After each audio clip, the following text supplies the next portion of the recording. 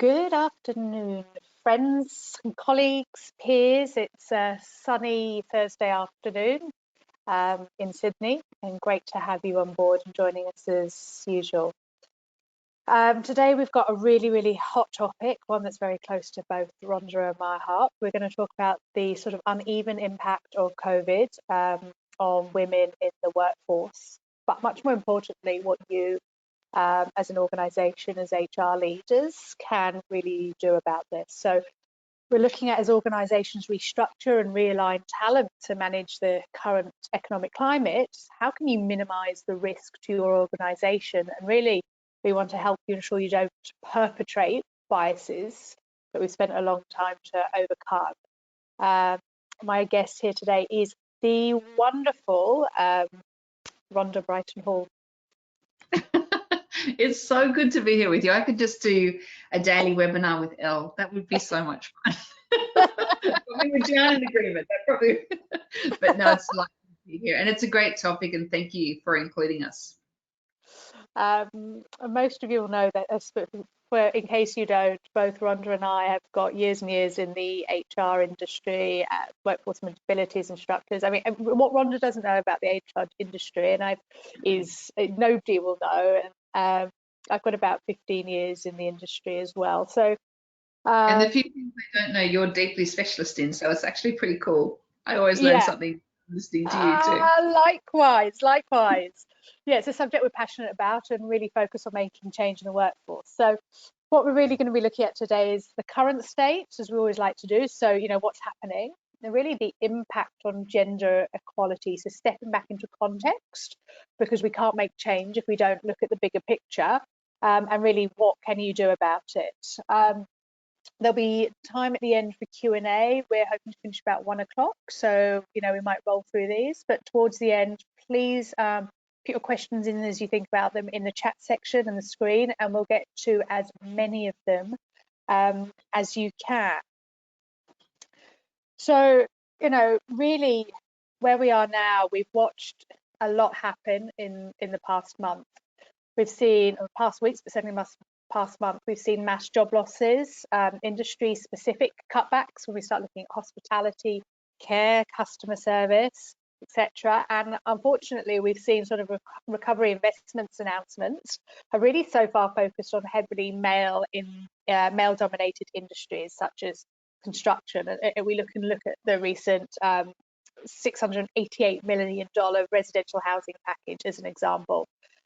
Then you couple that with the fact that the announcement of the childcare rebate, which has been a welcome relief for many of us in the workforce, myself included, will actually end July 12th. And then we have the impending JobKeeper cut off for September. So there is a lot going on that is going to have massive impact on women's participation in this workforce. So Rhonda, can you sort of take us to the bigger picture of what that participation looks like? Yeah, and I should say from the beginning that I'm heavily biased, but I'm usually heavily biased by data, and I think that's where we need to start. So at the moment, we have got this rhetoric that's like, we're all in this together. It's all exactly the same, but what we know already, and that data will continue to come through probably until about February next year, is that it is negatively impacting some people much more than others, and those groups that we can already see very clearly are women, and secondly, younger workers. So it's both. And the reason is partly it's our first genuine health recession. We've always had economic recessions, and an economic recession impacts men because they hold the best positions, the most financial positions in the economy. But a health recession actually has a much higher impact on women because we hold so many of the jobs in that sector. And then you're combining it with the fact that all those jobs, whether they be retail, caring, teaching, a lot of those professions and those fields are dominated by women. And so 70%, for example, of the workers in health and social care are women. So it's absolutely our sectors that are most severely impacted. And then when you get across from that, we did a whole bunch of things where there was support for care of children, and we brought them into our houses and we said, okay, your kids are at home now, you need to homeschool, you need to care, there is no respite, good luck with that, see you in a couple of months.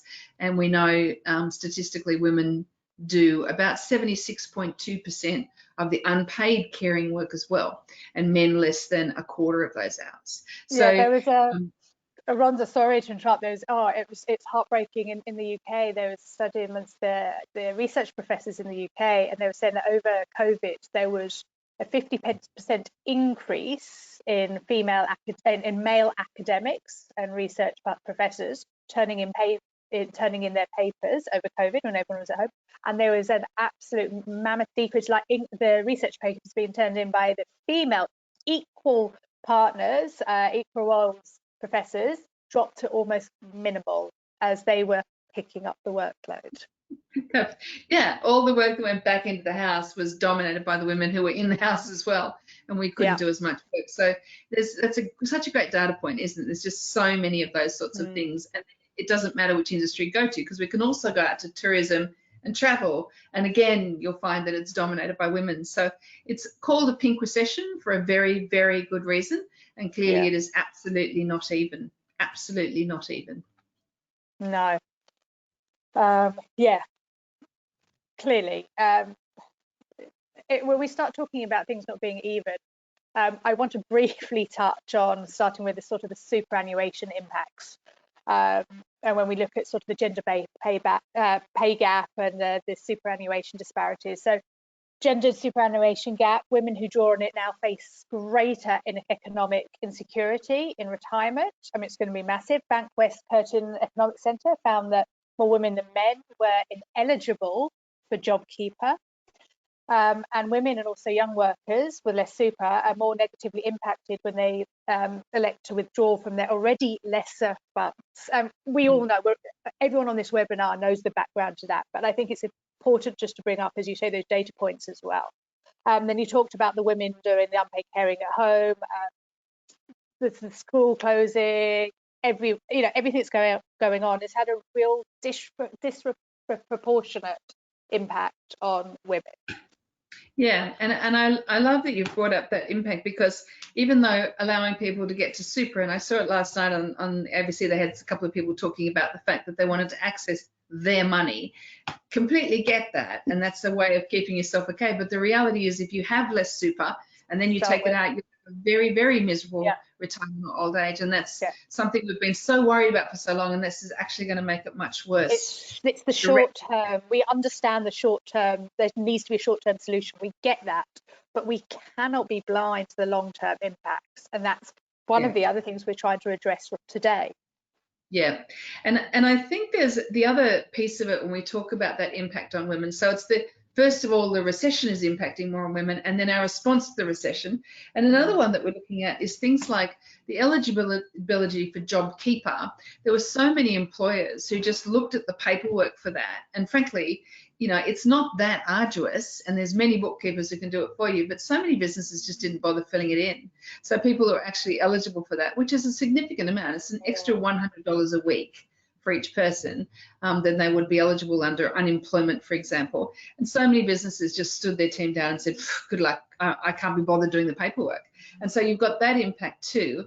And then if we get really personal about this, one of the things we're seeing is that when people are making their decisions on things like redundancies or changes or restructures, they're not putting a gender lens over it. So you're sort of looking at it going, wow, have you noticed that this is heavily biased against women in your workforce, or do you have some amazing stats that prove that that's wrong? So we've had to call that out a few times already, and that's deeply concerning that this is not a front of mind lens, and that's why I was so pleased that we're going to have this conversation today about the things we can actually do.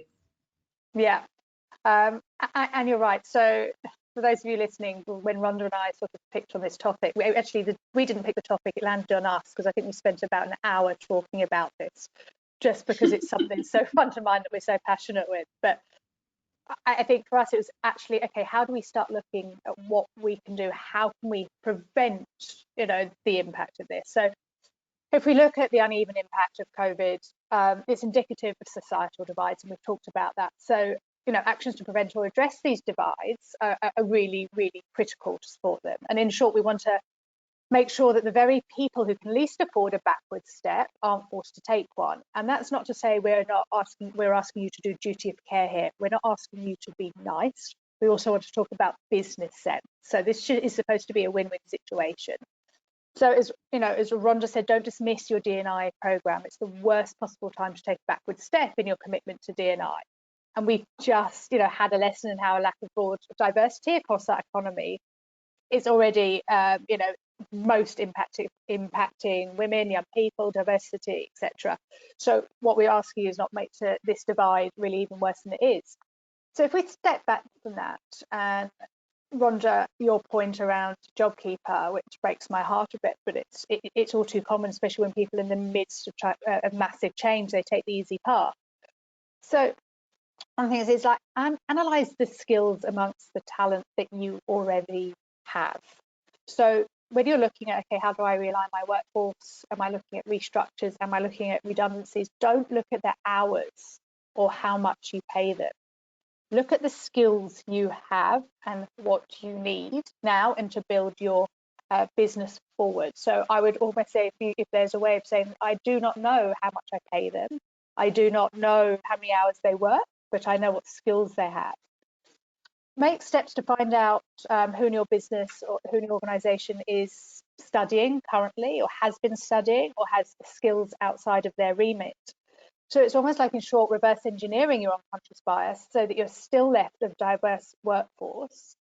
Maybe it might be the younger generation or females. We've seen a lot of research between Rhonda and myself that are talking about how many, it's almost half the proportion, especially during COVID, have decided to make career switches or industry switches or studying. So you may, and chances are they are going to perhaps be women who have been out of the workforce, who have been bringing up their families, saying, right, this is a time I'm going to upskill myself. So take the step and the time to understand who you've got in your organisation. And then when we start looking at flexibility in the workplace more broadly, think about how many full-time employees would rather go part-time rather than being made redundant, for example.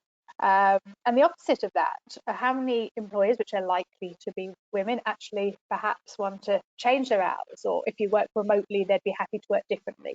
The world has fundamentally changed. The lens you had of looking at your workforce when you're making these infrastructure, restructure, redundancy, whatever you're looking at, everything has changed and people want to work differently. So now's a time to make positive change around that, and in essence explore the options that actually support your employees first, but also the future of your organisation. So yeah, we have some really have to have some big debates around this. Yeah, so if I can add just a couple of extra data points to what you just talked about, because they reminded me of some great examples. One example was someone going across their workforce. The first people we're going to start with is our part-timers. And the idea is that part-time is like a hobby job.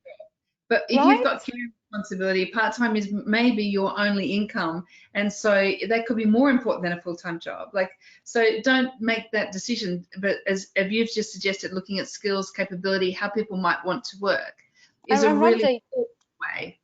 Absolutely, because also when we start looking at the future work and how people want to work, your part-time people maybe are the best skills you had, but you can't maybe afford to keep them full-time, but you don't want to lose those skills. So part-time is a better option. I mean, there's so many answers to that.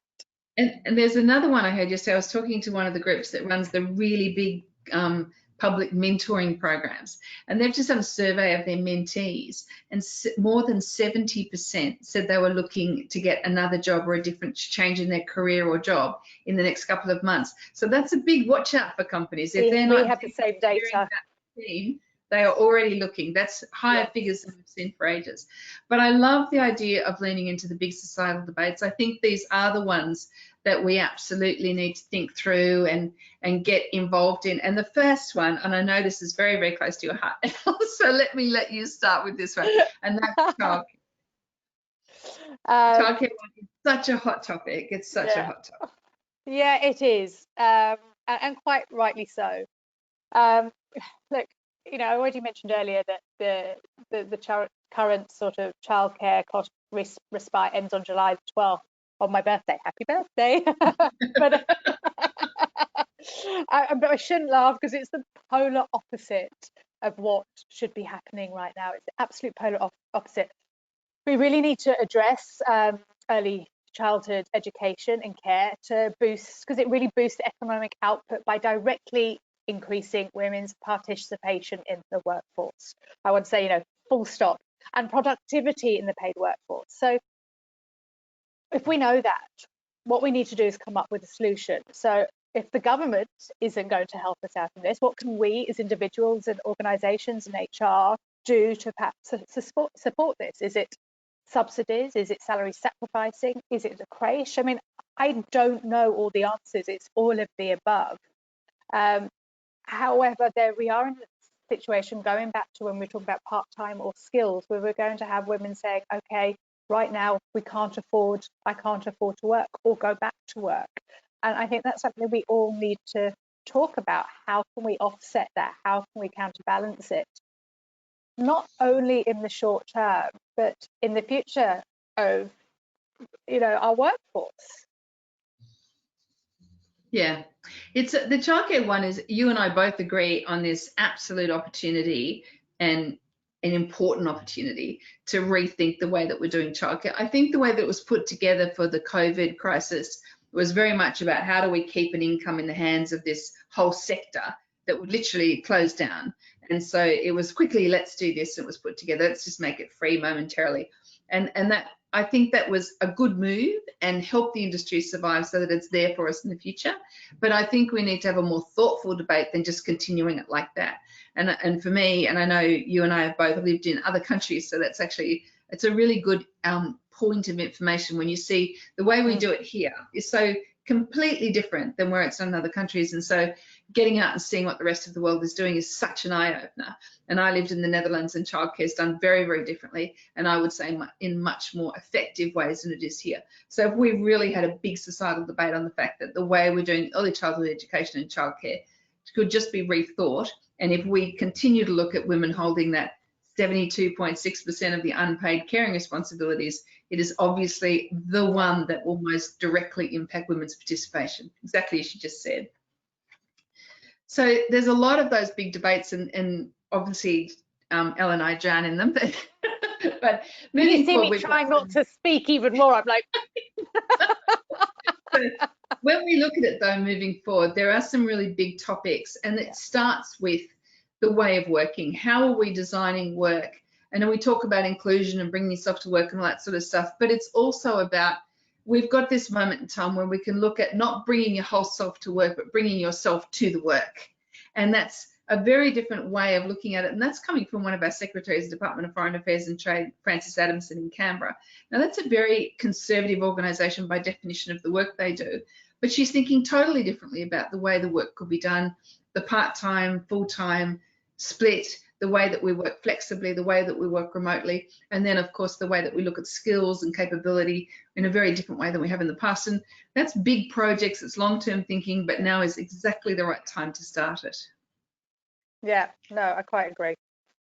And then the other part of this, which we've also been having a look at with a number of clients, is your response to COVID and your response post-COVID as you come back into workplaces and you start to look at how you're going to do that. Your team of people looking at that must be diverse, like at an absolute minimum. If you've just got, okay, my senior team, which is 90% male, they're going to do the response. They're senior. I was going to say, isn't that there in the problem? Like, and so you're thinking, so yeah, we step up and be involved here. Yeah, absolutely. And you need to do that by design. So if you're sitting in HR or in a CEO job, you need to be saying, where's my response team? What do they look like? And are they representative of my workforce?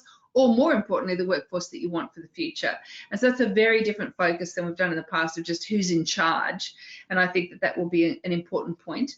And then looking at the way that you're doing that, and every time you make a decision on what you're going to do moving forward, say, what's the gender lens on that? What's the gender lens on that? We already know the impact is more on women. Now let's think thoughtfully about our strategies and the way that we run our business to remove that unexpected bias against women. And I think that's going to be a really important part of it too.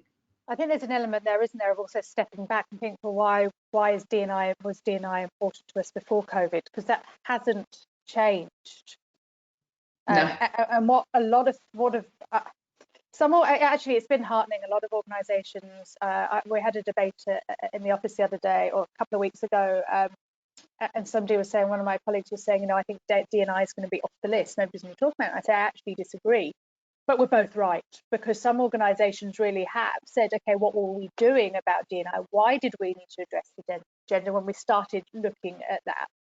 Looking at the skills, looking at the values organisations bring, and other organisations, it has dropped off. So, but I think that's a really key one, remembering why, as I said, this is not just about care for people, this is also about business sense, right? Yes, absolutely.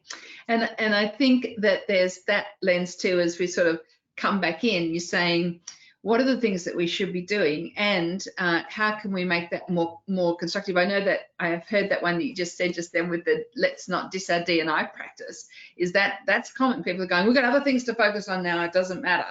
But actually, if you're looking at, okay, we're going to need our workforce to be more flexible, more remote, more distributed, that's women. Women work like that already, more often than men. So we should be in pretty good space to take up different thinking on that more readily. So hopefully exactly. That's the right way to go forward.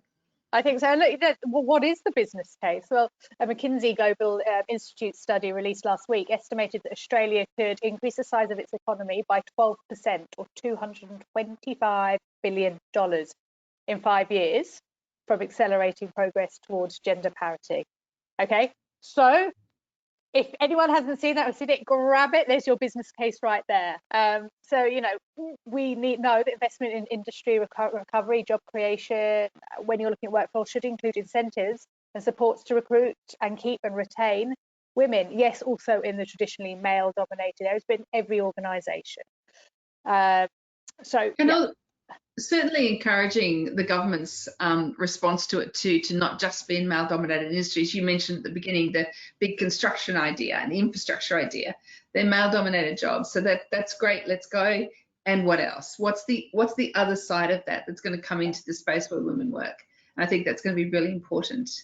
Now, we're really conscious that we've got like limited time and we really want to get to people's questions.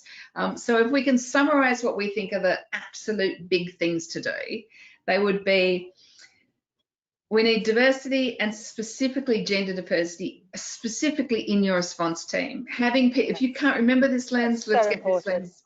Yeah, so important. And it will just change your thinking and also your possibilities and the opportunities that you might be able to take.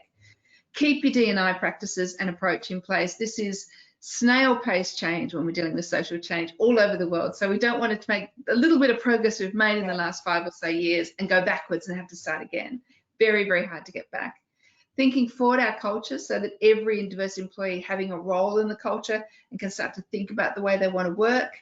Rethinking your way of working and the design of how work works, the increasing in flexibility, but also flexibility for the business. That always works both ways.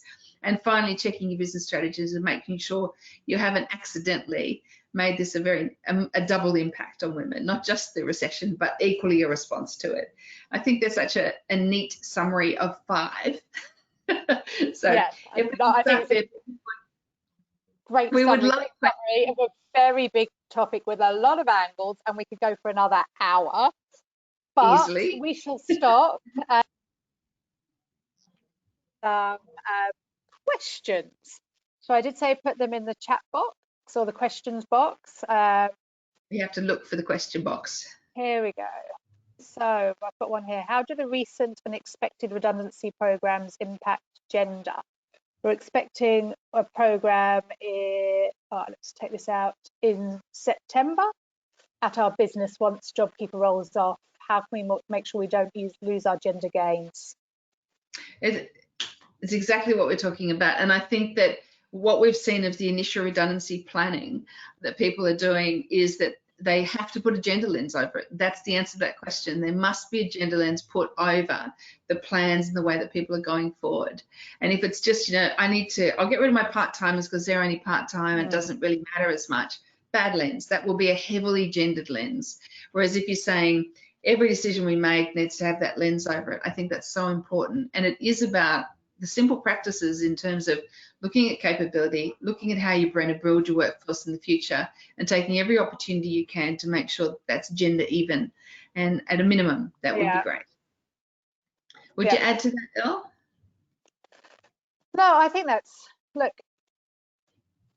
I think everything you said is correct, and I think it's just going back to looking at it's all about skills, and it's not going back. For me, it's not about, you know, what are we paying people, who's part-time. I think that's, you know, so important. And some organisations I'm talking to, you know, have been really great about that, and they're actually saying we're keeping. The other thing is we're keeping going back to revisiting the D&I. I think we're looking at, okay, what were our gender gains, and let's not lose them. So being really focused on that as well, and saying, okay, how do we make this as balanced as possible? I think there's a question there for you, Ellen. It's a great question. Do we need to express childcare expenses differently? Childcare is a family expense. It should be perceived as being borne by the family, not the woman. Oh, now I love that question. Absolutely love that question. Yeah, it should absolutely be a family expense. And I don't know why it's not. I think, you know, that goes back to the kind of, well, it goes back to, for me, the gender pay gap. This is traditionally, now it's not the same in my house, it's not the same in a lot of houses. But the women, you know, sort of pays less, or their income pays for childcare or the shopping.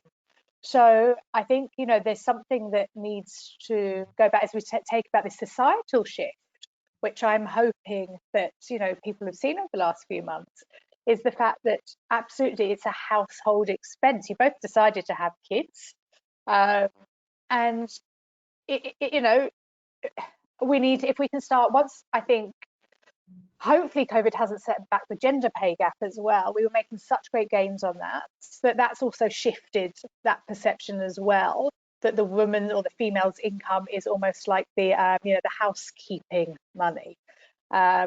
I want to be, you know, careful here that I'm not being too sort of I'm, you know, for example, I know that I'm in a fortunate position that it's not perceived like that, but I've talked to a lot of women who said that, you know, COVID being at home has shifted them all back again another 50 years. And there is that conversation that we're going to come out the other side. Are we going to come out more advanced, or are we going to come back with a whole load of 1950s housewives? So but back to what an organisation can do about this. And you're right, Rhonda, I love this from, let's say, a brand and comms piece.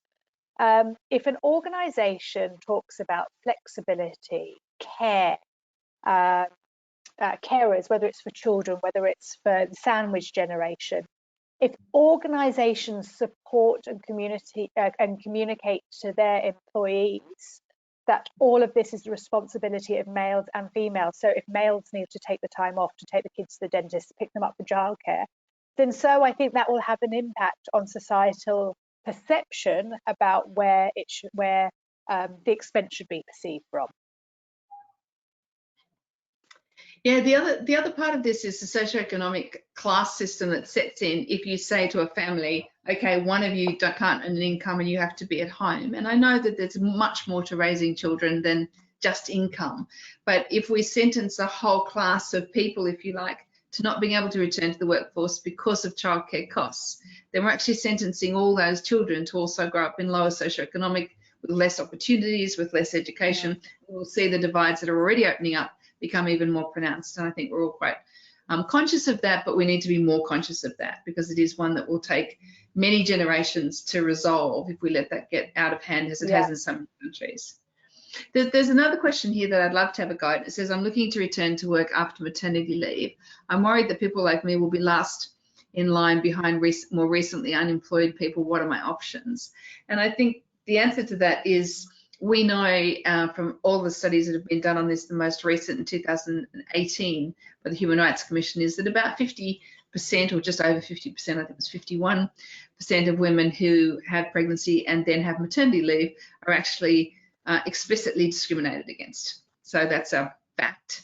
And it's quite dramatic to see what will happen in this current environment. But I think what will happen is there's going to be a lot of litigious responses to this at the moment, because people are seeing that this is now, they've got nothing to lose. And so I think if you're an organisation that's putting people who have been on maternity leave or out of your workforce briefly, if they're currently your employees, that look very carefully at that. That has been a very poor practice and against the law for a long time. Still too many companies do it. I wish they wouldn't. But sooner or later, they'll be on the wrong end of some very, very nasty, not just brain damage, but litigation as well. If people in this category are not already in your workforce, they could absolutely be considered equally to people who are currently unemployed as well. Just because a person's had some time out doesn't mean that they are less ready to go back to work or less financially viable than anyone else. It'd be great if we just took that lens across every time we're recruiting as well and said, okay, this person's had 6 months out, a year out, 2 years out, whatever it is on maternity leave. What are they like in terms of their skills, their capability, the way they work and what they can contribute? And if we keep that lens on everything, which sounds so sensible, then we'll probably be in much better shape than if we start to go, wow, they've been out for a while. A highly motivated, productive and efficient part of our workforce. Yes, very important part. So I'm really conscious of the time. On that note, because you and I start talking and next thing we know, time's gone by. Yes. Rhonda, as always, this has been amazing. Your insight and your knowledge is, as I said at the beginning, second to none. You always blow me away. So thank you very much. Thank you everyone for joining us. You can always reach out to contact us if you need to, as usual. If we didn't get around to your questions, we apologise. We tried to get around to all of them, but hope you have an amazing rest of your day. Good luck, and just remain focused on the task at hand and do the best you can for your business and for your teams. Thank you, and thank you for having me, Ellen. And it's a really important topic for people to keep on top of their priority list. Great. Cheers, everyone. Thanks, Rhonda. Bye. Bye.